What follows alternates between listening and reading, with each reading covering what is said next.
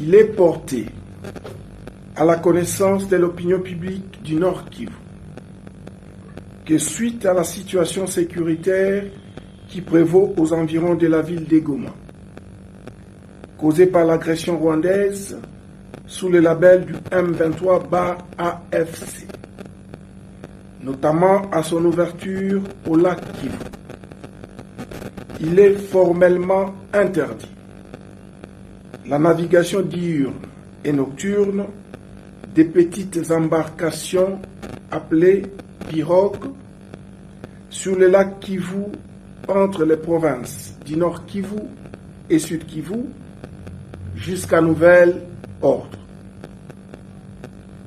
Sur ce, les services spécialisés sont instruits de veiller sur l'application de cette mesure.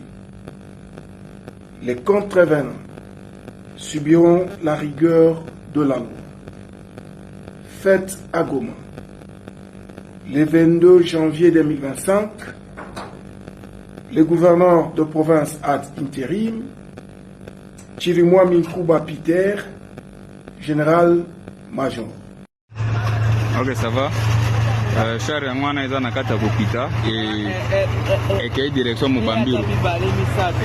Mubambiro ya mwana eza na nzela basoda nyonso baza deja motive fo balanda yango sikoyo bakende po yango ekongola nzela bamona nini na kopenetre wana ya mwana na banzi bomoni ndenge ezopita moni lisusu nini eza nsima wana donc ya mwana azokita nde ete Mubambiro tous les unités baza pe déjà na kata kopita to toyeba ndenge nini ekokata iti ezokende Mubambiro nyonso wana nde eza nsima nango ekei Mubambiro. Ok, ça va. Char ya mwana eza na kata kopita ekei direction Mubambiro ya mwana eza na nzela basoda nyonso baza deja motive fo balanda yango sikoyo bakende po yango ekongola nzela bamona ndenge na kopenetre wana ya mwana na banzi bomoni ndenge ezopita moni lisusu nini eza nsima wana donc ya mwana azokita nde ete Mubambiro tous les unités baza pe deja na kata kopita to toyeba ndenge nini ekokata iti ezokende Mubambiro nyonso wana nde eza nsima nango ekei Mubambiro. Ok, ça va. Char ya mwana eza na kata kopita ekei direction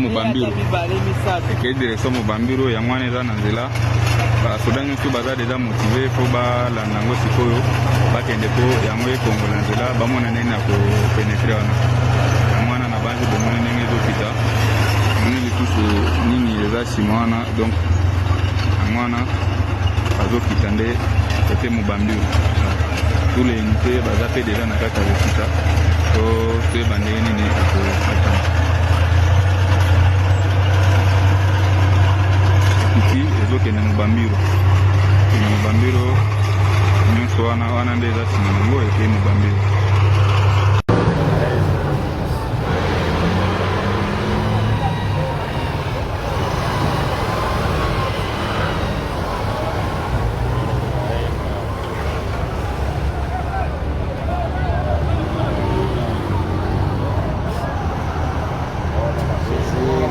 Mashini gani ile?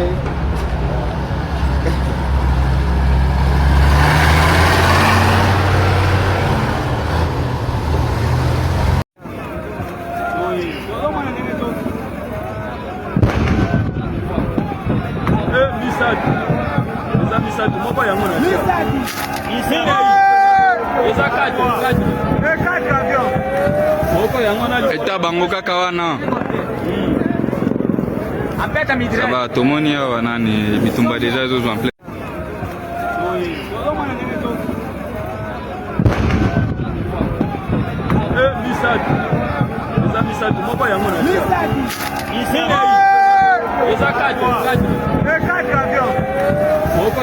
Eta bango kaka wana saba tomoni awa nani bitumba deja ezozwa en plein.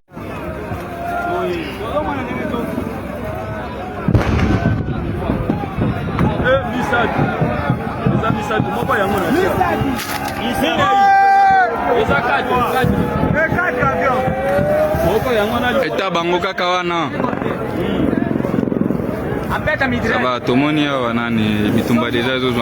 Il est porté à la connaissance de l'opinion publique du Nord Kivu que suite à la situation sécuritaire qui prévaut aux environs de la ville d'Egoma, causée par l'agression rwandaise sous le label du M23-AFC, notamment à son ouverture au lac Kivu, il est formellement interdit la navigation diurne et nocturne des petites embarcations appelées pirogues sur le lac Kivu entre les provinces du Nord Kivu et Sud Kivu jusqu'à nouvel ordre. Sur ce, les services spécialisés sont instruits de veiller sur l'application de cette mesure. Les contrevenants subiront la rigueur de la loi. Fête à Goma, le 22 janvier 2025, le gouverneur de province ad intérim, Chirimwa Minkuba Peter, général-major.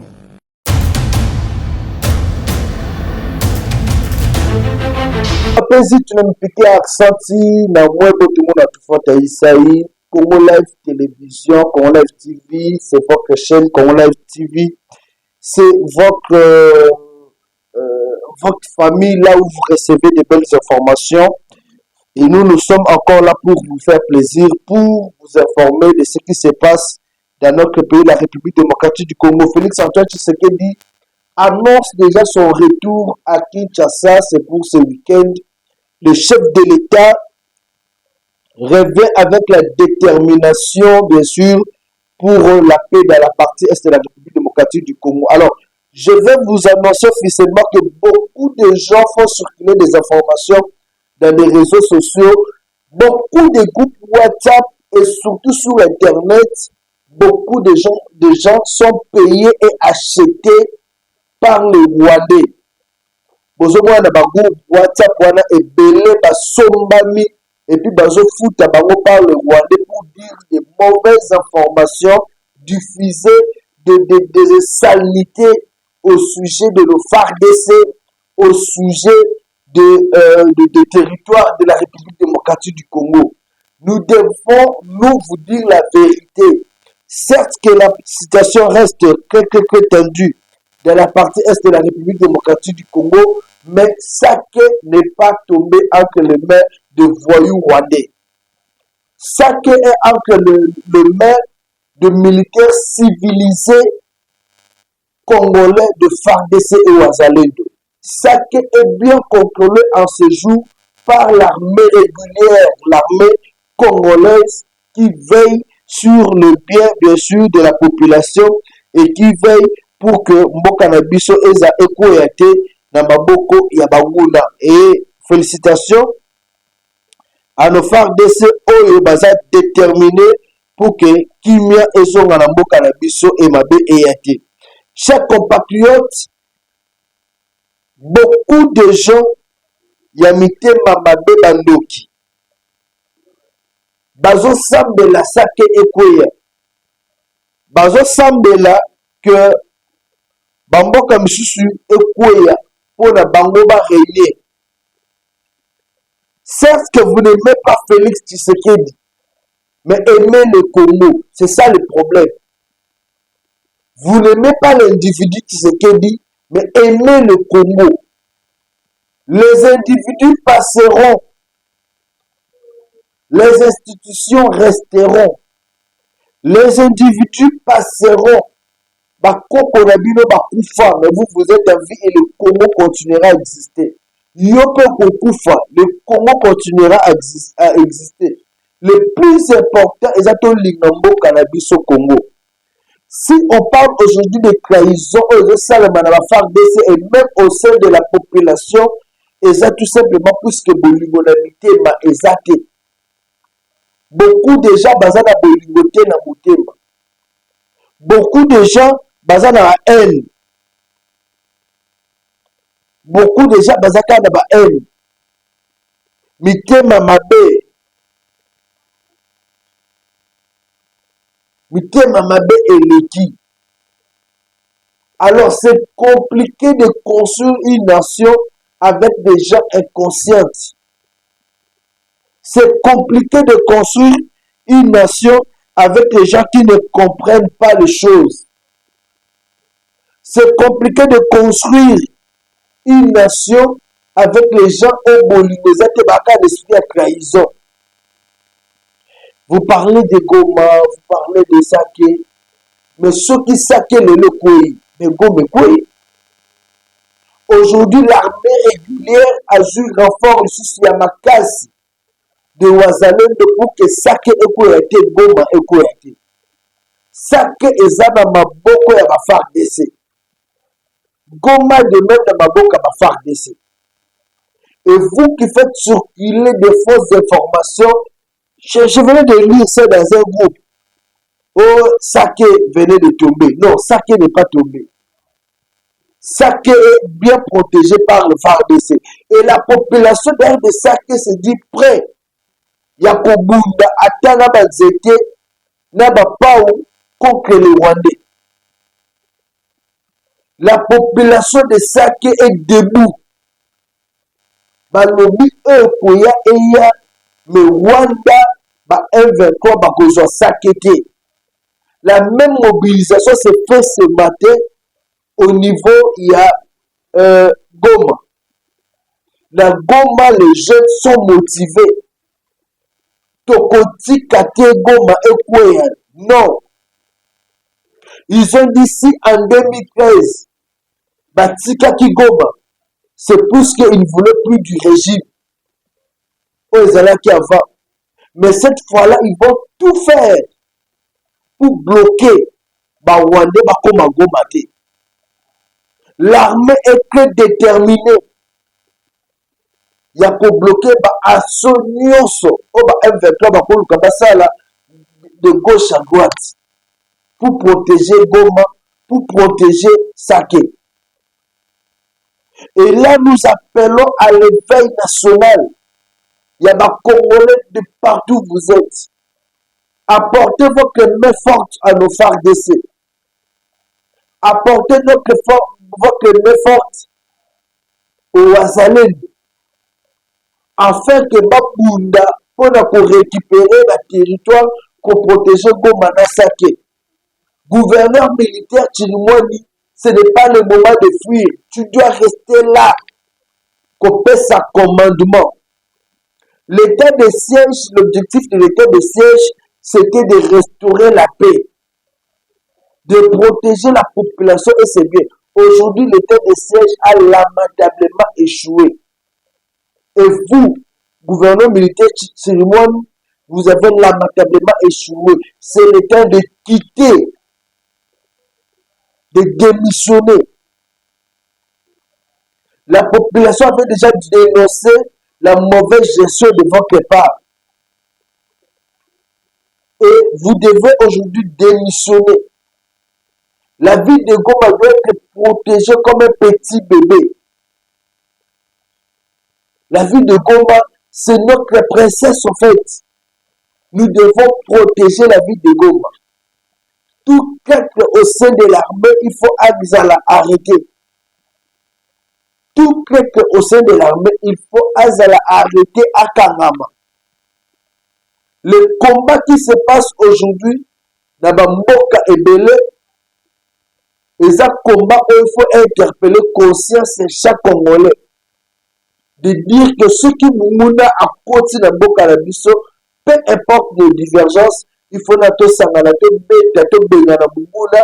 Après biso la biso to continuer la polémique, le débat d'idées la biso. C'est comme ça que les choses doivent se passer.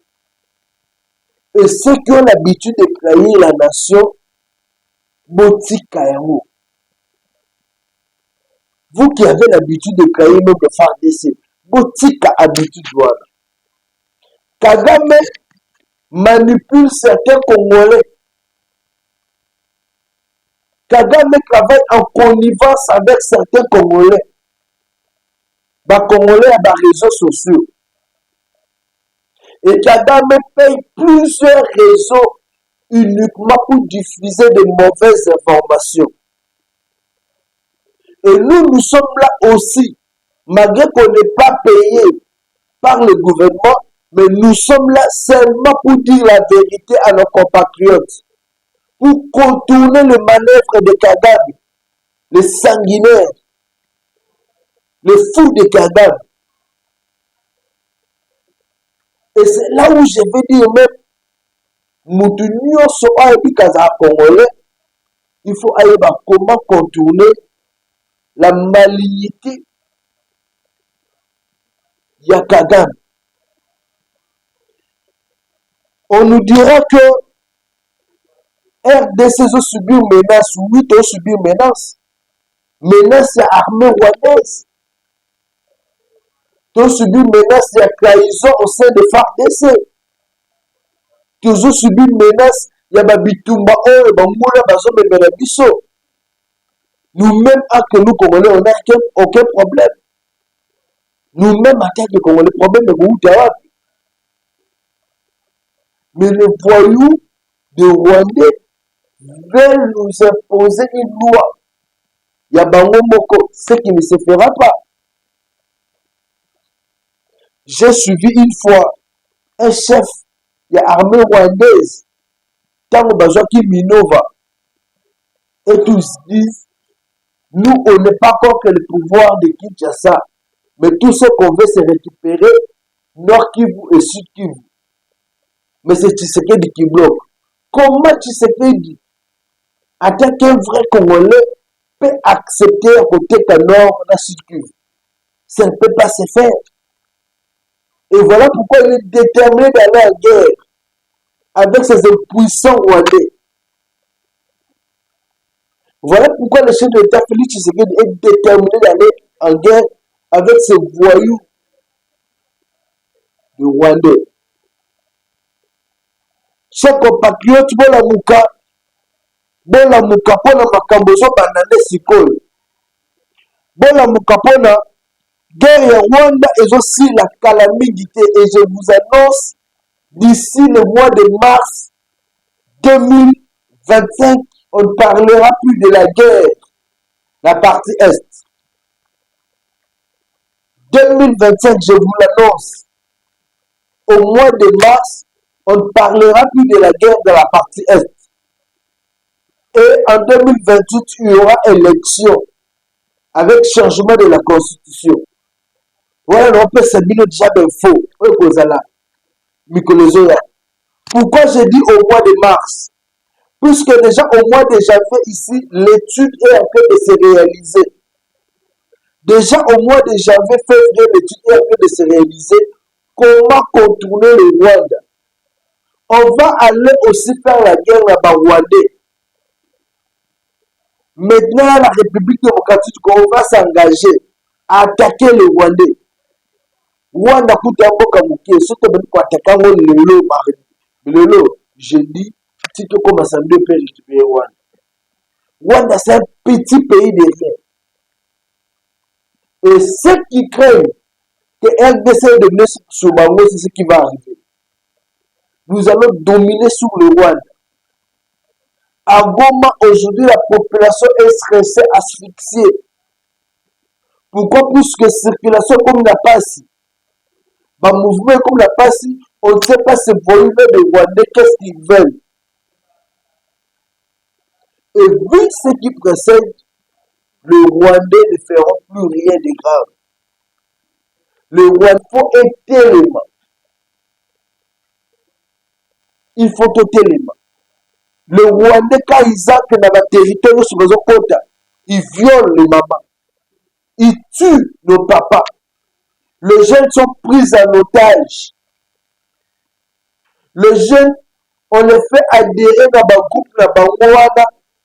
Yabitumba, sa formation de force.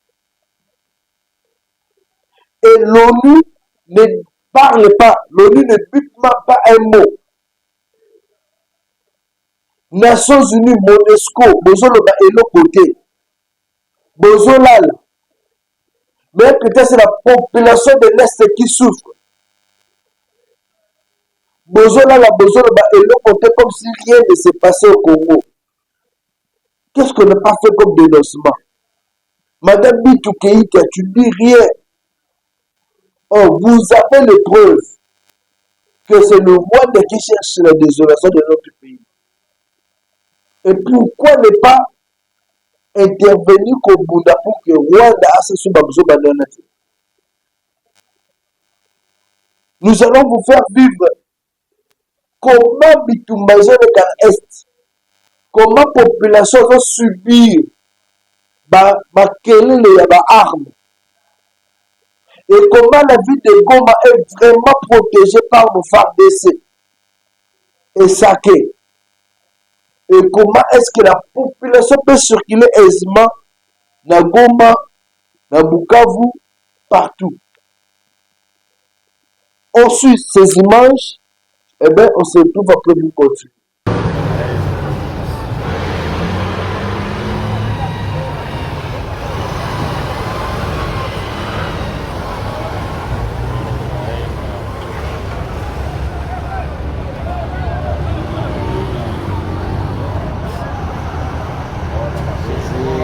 Mashini gani ile?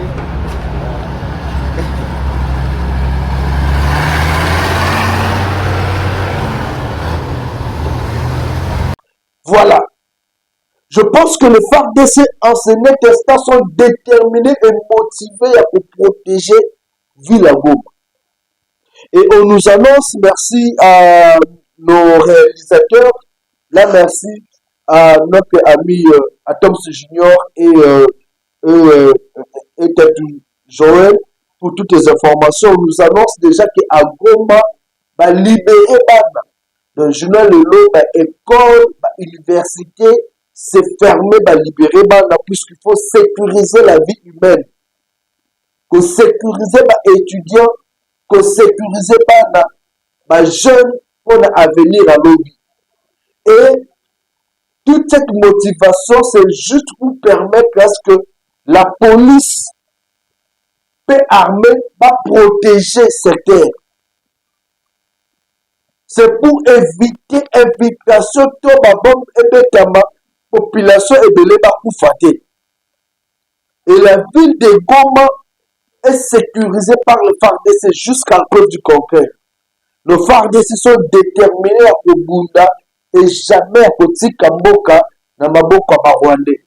Chère population, vous êtes à Goma, vous êtes à Saké, levez-vous, chers jeunes. Levez-vous pour défendre notre pays. Levez-vous pour être aux côtés des FARDC. Goma et Koyate, Saké et Koyate. Ce sont des villes que Souki, on compte beaucoup. Ceux qui le lot Goma et Koyi dans Maboko Aventurier ou Rwandais, ça serait catastrophique pour la population. L'autre fois, quand les rebelles sont arrivés à Goma, Bayiba Bangombe, Bayiba Bataba, Bakota na Baferma Bantu, Baviola Bana Batamike, Inconscient, Basala Bakrime Belé.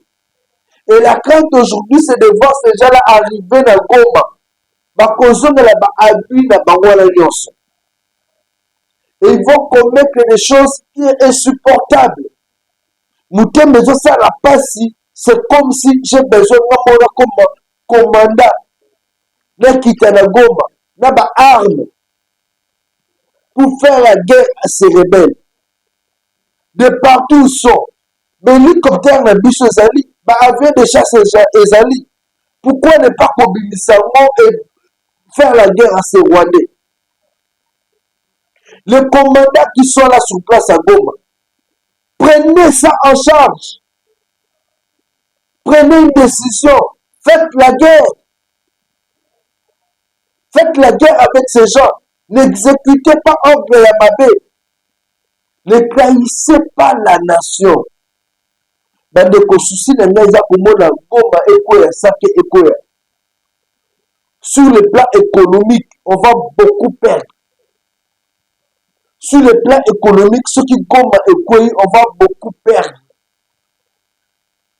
La richesse, exploitation et de ça, ce Goma ekoyi, c'est comme si le Nord qui vous ekoyi. Ceux qui Goma ekoyi, exactement, le Nord qui vous ekoyi. Et la suite ne sera pas favorable. Ceux qui Goma ekoyi, ils ont un Nord qui veut quoi et ils vont chercher à aller dans le Sud Kivu. Et on est comme sur la table. Et dans cette négociation-là, la RDC est dans un état de faiblesse. État de faiblesse, pourquoi? Puisque vous devez négocier pour la Goma, ils sont dans le maboko na bino. Et là, c'est Rwandais là, voyou, bakoluka ba pesa ba condition na bango o déjà tozo limate. L'idée aujourd'hui, c'est comme le chef de l'État avait dit, négocier avec le Rwandais, et une ligne rouge en Kolingate pour traverser, et maintenant là, on veut leur poser négociation. C'est ça l'idée. Les Occidentaux veulent imposer la guerre, les négociations au gouvernement congolais. Pour que ceux qui va salir bongo, et ça là que bon, ça va se compte négocier, pas contre l'armée de Bissau. On n'en veut pas. M23 botika kindoki botika mboka na biso kimia. M23 botika Congo kimia. Nos amis qui sont à l'est, n'ayez peur de rien. N'abandonnez pas. Tenez bon. Vous qui êtes à l'est, tenez bon. Ceux de Moni Rwandais wana. Place bozali na bazamba na bilanga na bino boboma bango. C'est le grand moment pour moi bapesa me ba jeune ba armes. Donnez les armes na ba civils. Bosala neti na Ukraine et Salemaki. On a remis ba armes na ba jeune. Bosala système Haïti. Distribuer les armes. On est en guerre. On doit défendre notre sol. Solution sur les antennes. Mais dans là, c'est la guerre ou rien. Bokabo la ba arme. Tirimouane. Général Chico. Bokabo la ba arme de la population. Maintenant, on doit aller en guerre. Fini avec des négociations. Et si tout est en guerre. Puisque ceux qui bossent des guerres et que la population a armée, sachez que c'est fini. Sachez que c'est fini. Ils vont nous imposer la loi. Le Rwandais qui est encore dans le principe de la banque, qui sont bon, c'est comme si tu gouvernais. Goma. Déjà, dans le péage, dans l'institution, dans le côté est. Et vous voulez que imposer sur loi la Goma. J'ai dit non à cela. Non à cela. Et la population n'a besoin de la population de Etelemi. Cette population Etelemi comme Kokoya. Cette population a Tiki ne Borumo na Gome Kokoya. Mais cette population a Telemi.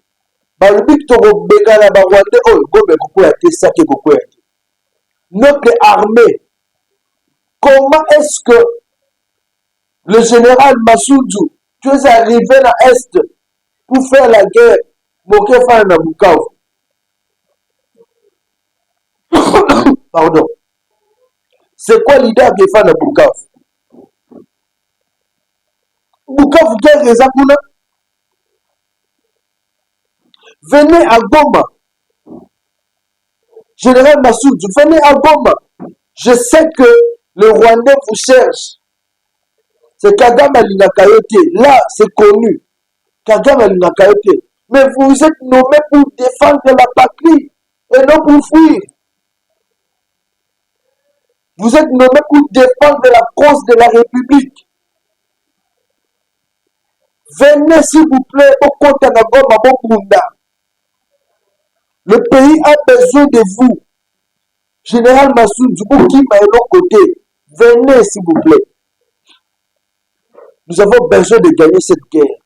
La population de Goma, nous sommes de cœur avec vous. Et cette trahison qui veut se faire à Goma, que Tetotika, Tobundate, repli et Salema, comme ça, tu peux négocier. On ne veut pas. Il n'y a plus quelque chose de repli stratégique.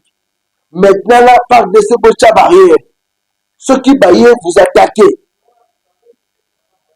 Maintenant, barrière, ceux qui vous attaquer. Maintenant, c'est la bagarre ou rien.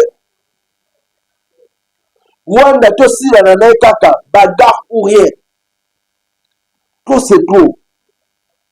Et ceux qui te Goma, te juste te continuer, Goma, ça qui est bien, tout que le Rwanda. Mais là, on doit traverser. De Goma, Tiwi, Rwanda, Bakatsaka, non? Bakatsaka, Mituka. Faisons la guerre, s'il vous plaît.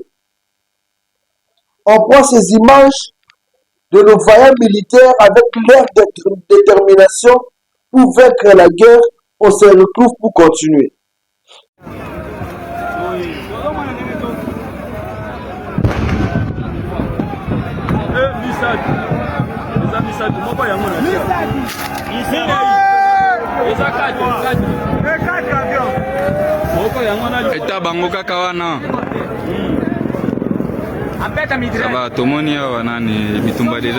Merci beaucoup. Nous continuons avec cette émission. Il y a un procès Rwanda-RDC qui se passe sur le plan international. Le Rwanda veut dédommager la République démocratique du Congo et on doit gagner ce procès-là. Yangoana, vice-ministre de la Justice, Maître Samuel Bemba, a eu à discuter avec Paul Sampouké de la société civile et ils se sont dit il faut qu'il jusqu'à la fin. Le Rwanda qui nous fait la guerre doit maintenant regretter, même sur le plan juridique, il faut qu'il aille. On doit gagner ce procès et en même temps gagner la guerre. Sur tous les plans, nous devons attaquer les Rwandais. Trop c'est trop. On suit ces images et on se retrouve pour continuer notre émission où on va prendre dans la partie, il y a Okatanga, non pas Okatanga, dans Lualaba, et pas Sévic qui va être arrêté et présenté devant les institutions. On suit d'abord les éléments. Il y a Paul Sampou, qui est reçu par le vice-ministre. Il y a Justice Samuel Bemba.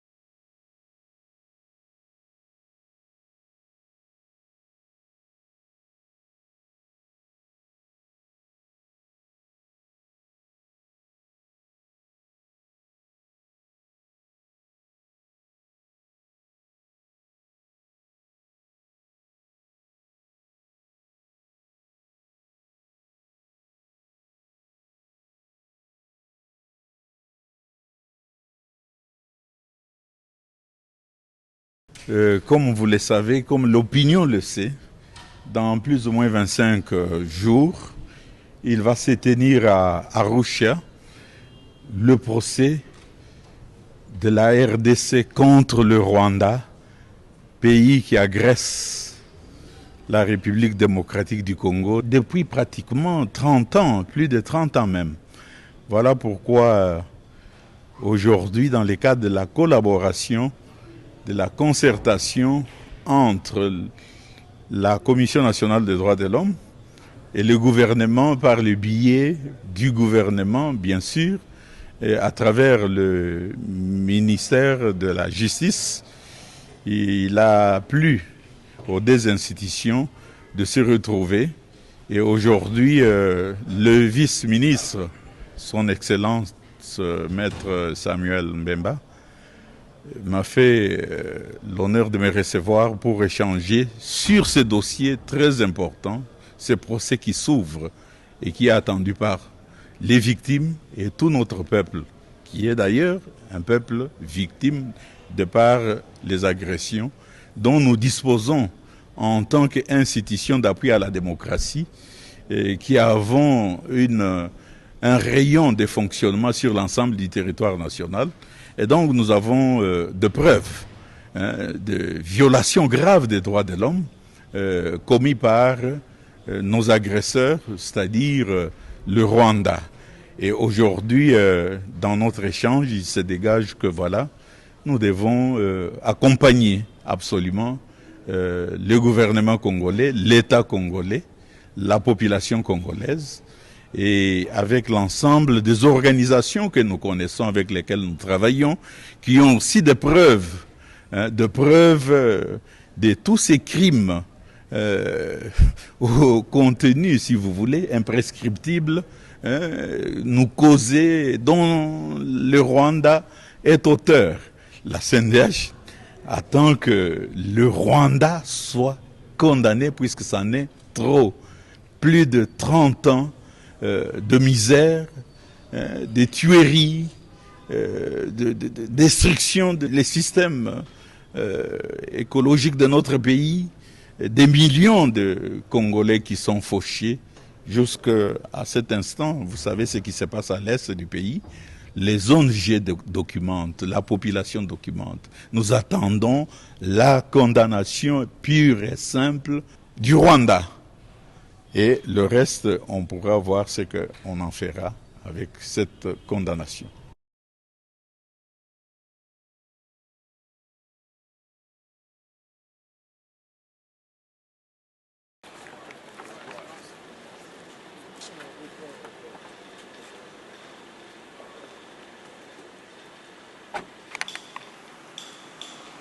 Merci beaucoup. Je vous ai annoncé la détermination aujourd'hui de la RDC, c'est de mettre contre mur le Rwanda.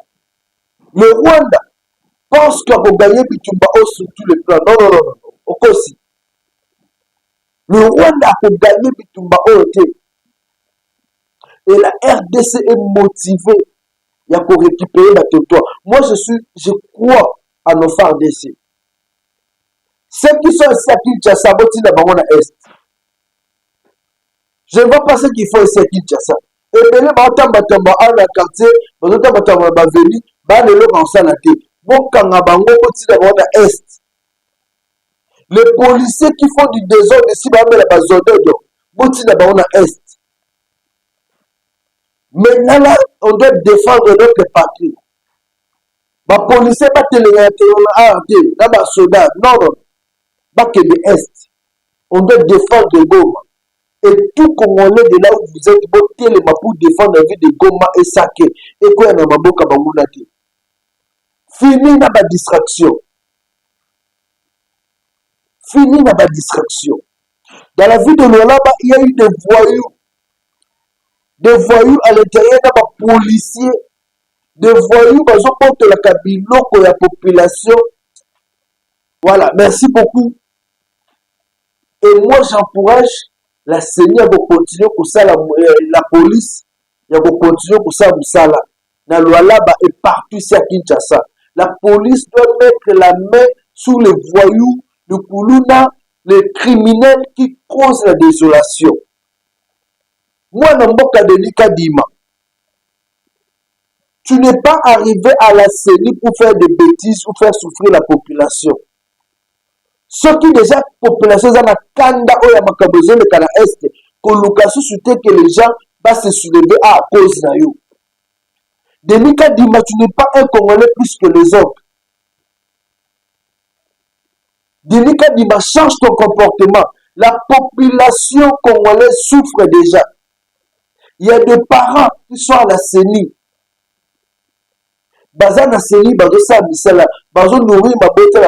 L'argent est sorti. Pourquoi tu ne veux pas signer le document?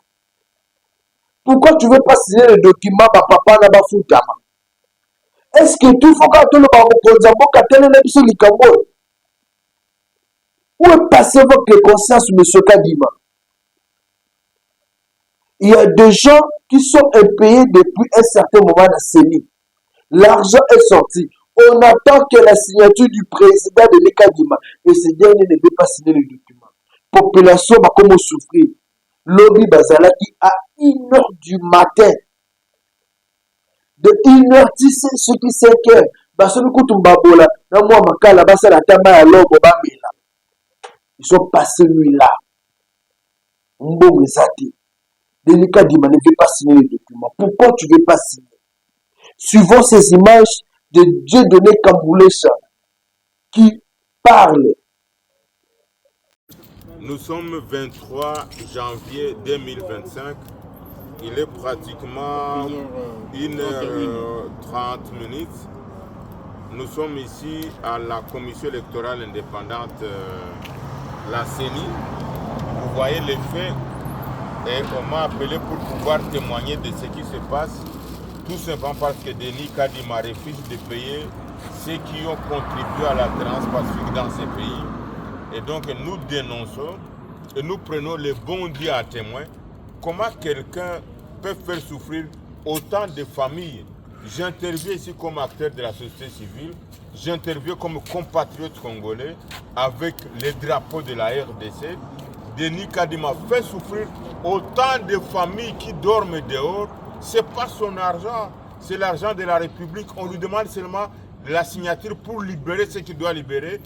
J'aurais bien voulu, et je lui demande comme conseil, ses enfants, son épouse, ses frères, qui peuvent voir cette vidéo, comment un individu, une personne peut faire souffrir autant de familles avec une petite signature qu'on lui demande.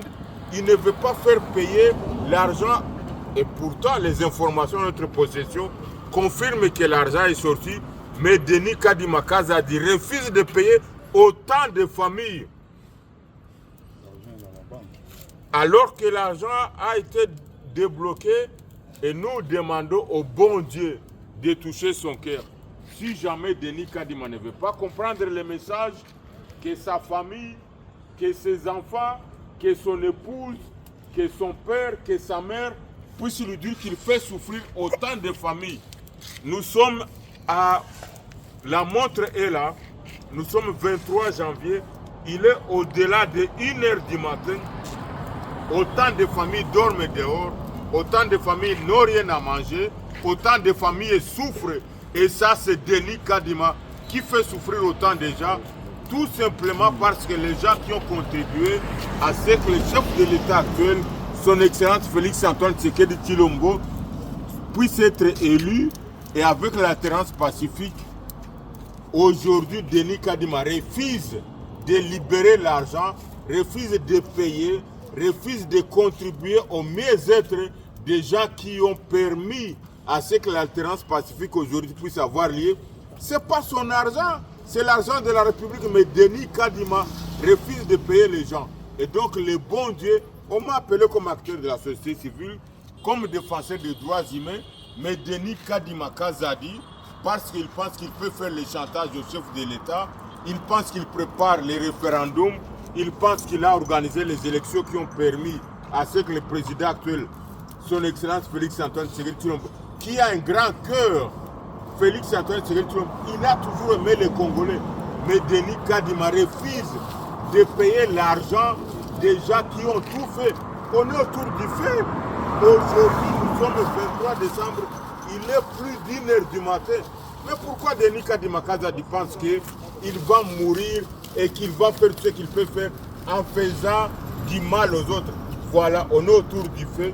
Et je pense que les enfants, la femme, les parents, de tous ceux qui peuvent atteindre Denis Kadima, de lui dire vraiment de libérer l'argent de toutes les personnes qui souffrent à cette heure. Voilà, les gens dorment dehors, c'est injuste, c'est incroyable.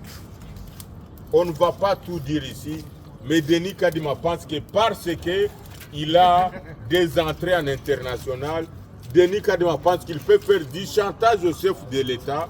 Denis Kadima pense que parce qu'il prépare les référendums, Denis Kadima pense parce qu'il a organisé les élections et qu'il peut tout se permettre. Voilà, les gens souffrent. les gens souffrent à ce moment-là, à ce moment-ci, que les services viennent voir ça. Et je pense que si on a des services dans ce pays, il faut interpeller Denis Kadima. Merci. Chers compatriotes, de partout où vous êtes, et là, comment connaissez ma vie, nous sommes en Bolivie Congo. Zala na Bolivie Congo de là où tu es. Na Moussala Zala Zala na Bolivie Congo. Partout où tu es nommé Zala na Bolivie Congo. Le long, moi, je ne veux pas que nous soyons pris en otage par les Rwandais. Et là, on a l'ingité Koyoka Kaka Yawana. Kaka façon de le belaka bango boy imaginer que ba Rwandais ba koti pena. Ngayo no suka. Nous Congolais aujourd'hui, si le pays doit être pris en otage par les rebelles rwandais, Tokosuka wapi, qu'est-ce que les Congolais vont dire? Chers Congolais, lèvons-nous. Disons non à l'agression rwandaise. Soutenons nos FARDC. Toutes les magoma ekoyate sake koyate ba territoire de maboka ba Rwandais to récupérer yango. Partout l'armée subit des trahisons. Les vrais Congolais, levez-vous, bon bunda, pour récupérer ma terrain. Et tous les militaires qui ont trahi les FARDC, qui ont trahi la nation, ils doivent être jugés et subir une guerre à loi. La population de l'Est, levez-vous. La population de l'Est, levez-vous. Ne vous laissez pas intimider. Mettez de côté la peur. Affrontons ce M23. Affrontons ce voyou de Rwandais. Tous à la Sima Bawazalendo, tous à la Sima FARDC, pour que Kimia et son Ramboka Nabiso. Merci à vous tous qui nous avez suivis et nous vous souhaitons toutes les bonnes choses sur Congo Live TV. 081 244 83 09. 081 244 83 09. C'est bien notre numéro de contact. Merci beaucoup.